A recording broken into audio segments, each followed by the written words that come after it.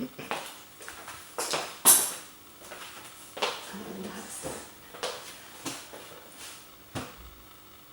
start it in a few seconds.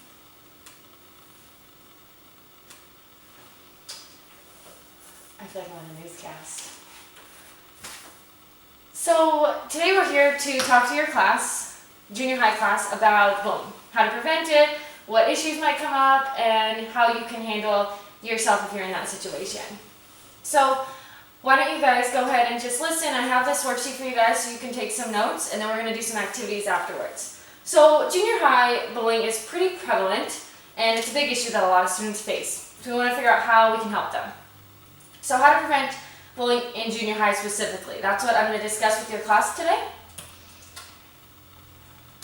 When we talk about bullying, there's a couple different forms. A lot of people think it's only pushing or shoving, but it can also be verbal or cyber, including things on the internet or text messaging. So there are a couple different ways people can be bullied.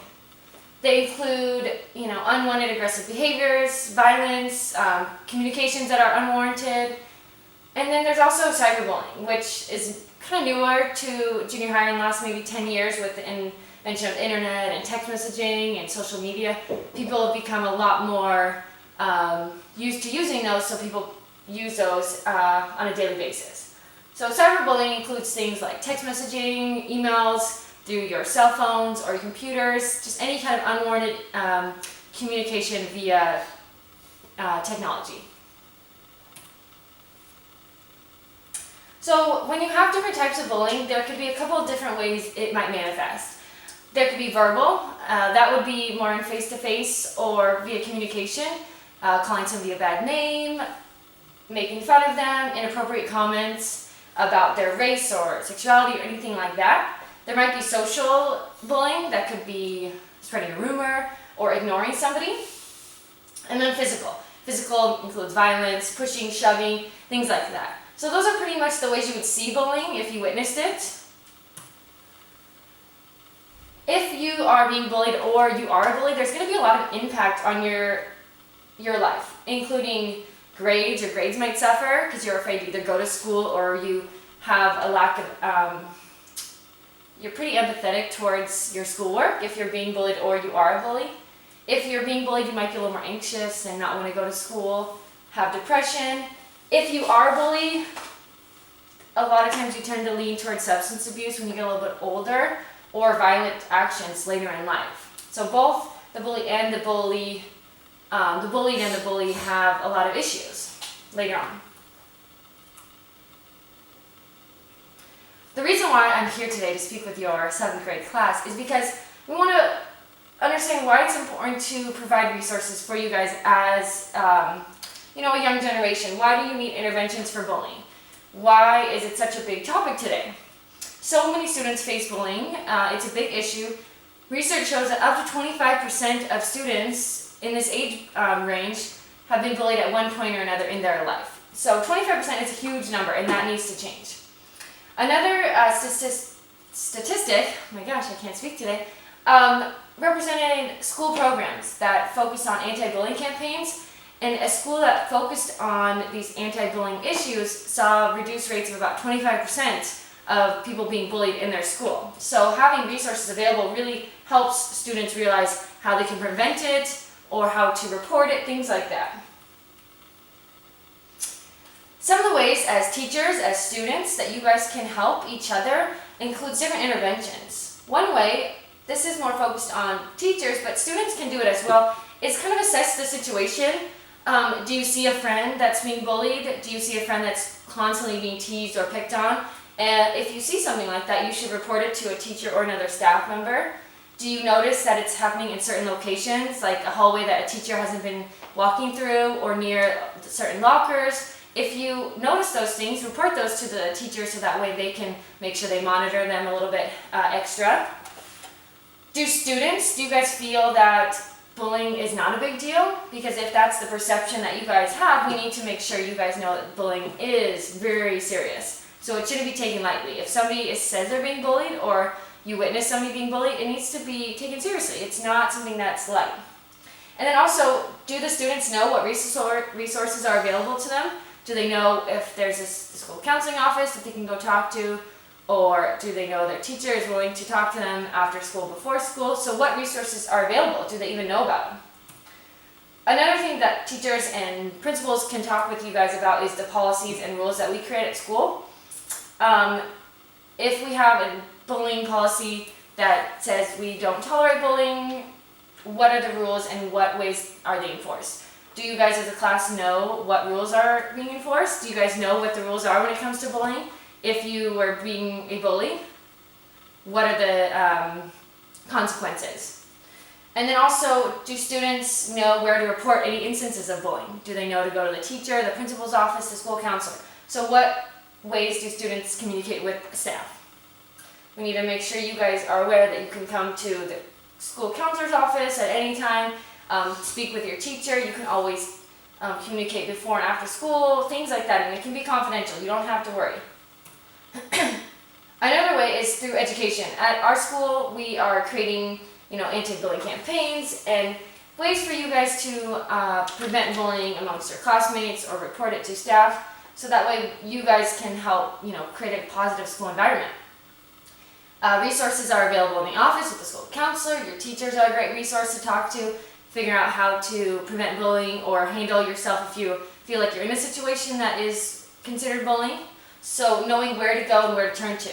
So we want to present to the students and you guys that there are available resources for you guys to turn to. So you are not to suffer in silence. All right, now it's time for a little activity. So my lovely 7th grader can help me. What really is bullying and how do students know if they're being bullied or if they are bullied? Because a lot of times students don't really realize what they're doing is considered bullying. Or if they are being teased, they don't really think it's that serious. But sometimes it could really torment them. So first, my activity for you guys is to take this piece of paper, flip it over, look at, is there any writing on the front, the back? What does it look like? Totally blank. So it's a blank slate. I have the same one. So what I want you to do is crumple it up, fold it. You can just make a paper airplane, just wrinkle it up in a little ball, whatever you want. So wrinkle it up, twist it, turn it, whatever you think looks best. Give it some character.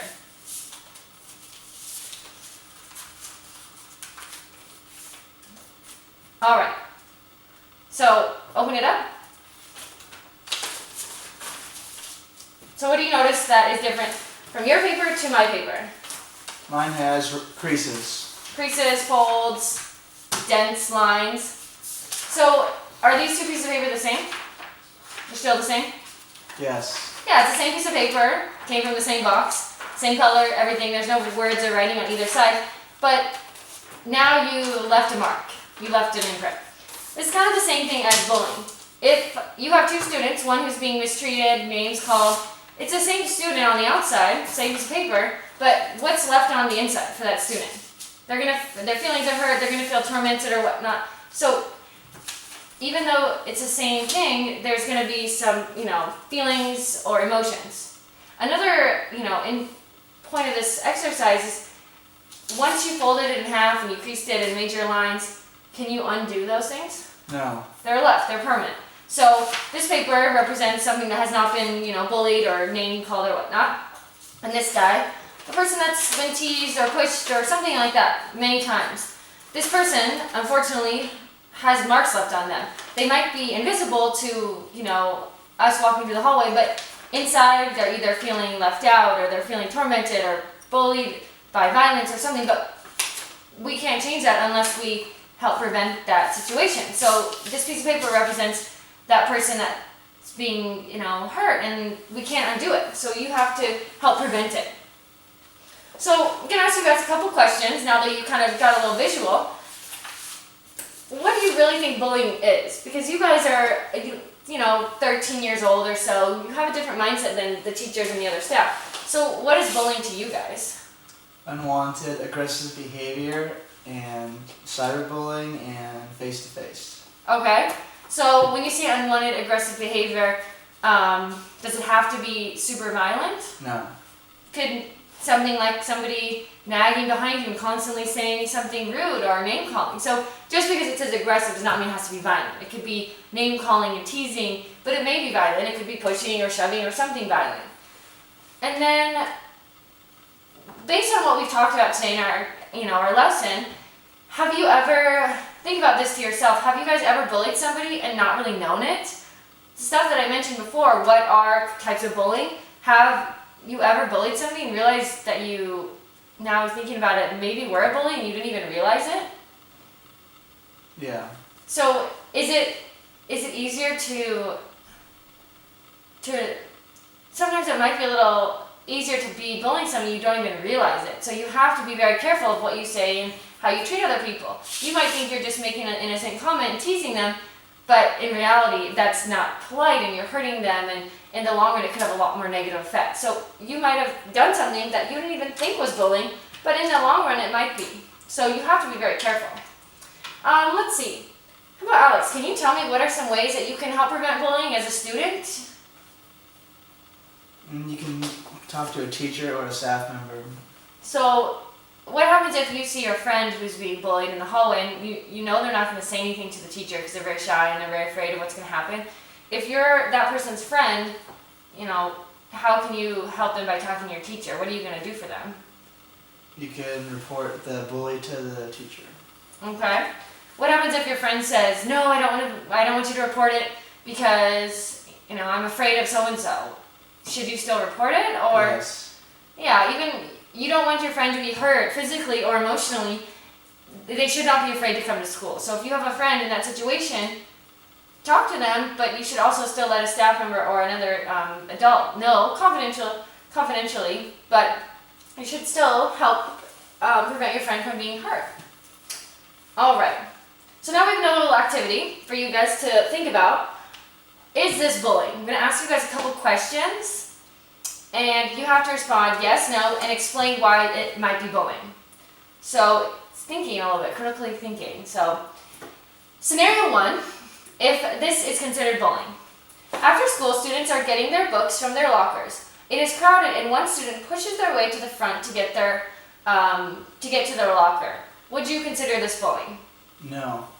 Why do you think that one is not considered bullying?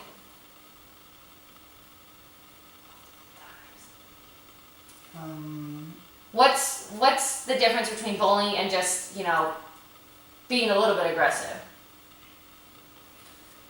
I don't know. I don't know the answer. So if a student is aggressive and pushing their way through the crowds and not being polite and waiting their turn, it probably wouldn't be considered bullying because they're not targeting one person or a group of people, they're just being rude. Which, being rude can be considered similar to bullying, but if they're just kind of being oblivious and not really knowing what they're doing, pushing through a crowd of students is not correct or polite, but it wouldn't be considered bullying until they are, consistently doing it towards certain people or it becomes violent. What about scenario 2? A student walks through the hallway in between classes and pushes into students who are younger constantly. What do you think? Yes, because they're targeting a younger demographic. So they're picking on people who are younger and they're doing it constantly. So if you're walking through the hall every day and you're always poking on the younger kids, the 6th graders, and you're in 7th grade, that's considered bullying because you're targeting the same group of people for something that they can't control. They're younger than you and habitually doing it. So that's unwanted aggression. What about scenario number 3? When a student answers a question in class, another student says under their breath, "That's a stupid question." What do you think, Alex? Yes, it's bullying. They're trying to put that person down. Yeah, even if they're saying it under their breath, they're still saying it out loud for other people to hear. Saying negative, unwanted comments towards a student. That's, going to hurt their feelings. And last scenario, what about another student who texts a classmate and asks for the homework assignments after they've been absent? The other student ignores the text. What do you think, Alex? This one can go both ways. It could be they're just they forgot to answer the text, or if someone keeps texting them and they keep ignoring it, that could be a form of bullying by ignoring them. Yeah, good. So we're all forgetful, we forget to respond to a text. That's fine. But if you are constantly ignoring a person on this phone, text messaging, or in person. If a person asks you a question and you just keep walking away or ignoring them, even though you're not really doing something, you're still acting as a bully. You're ignoring them, not giving them enough, face value to what they're trying to do. You're not answering their question or talking to them, and you're not being respectful. So even if you are ignoring them by accident, if it turns into something that's more of a pattern, it could end up being bullying if you are using it against a person for no reason. So bullying is such a big issue. We want to figure out how we can help prevent it in schools, especially junior high, which is pretty much a large component. Alright, so in conclusion to our little lesson today, I hope you guys were able to learn and kind of understand these little activities that we did together. That bullying is a super serious problem that we are going to try and prevent here at school. You guys as students can help prevent it and intervene, as well as adults and teachers. So as staff members, teachers, and counselors, we're here to help and provide resources and education. But also as students, you can help prevent it. If you see a friend or you see somebody involved in bullying, you can report it to staff. So there are ways that students can be involved. It's not just a staff member issue. It has to be everyone at school can be involved to help prevent this.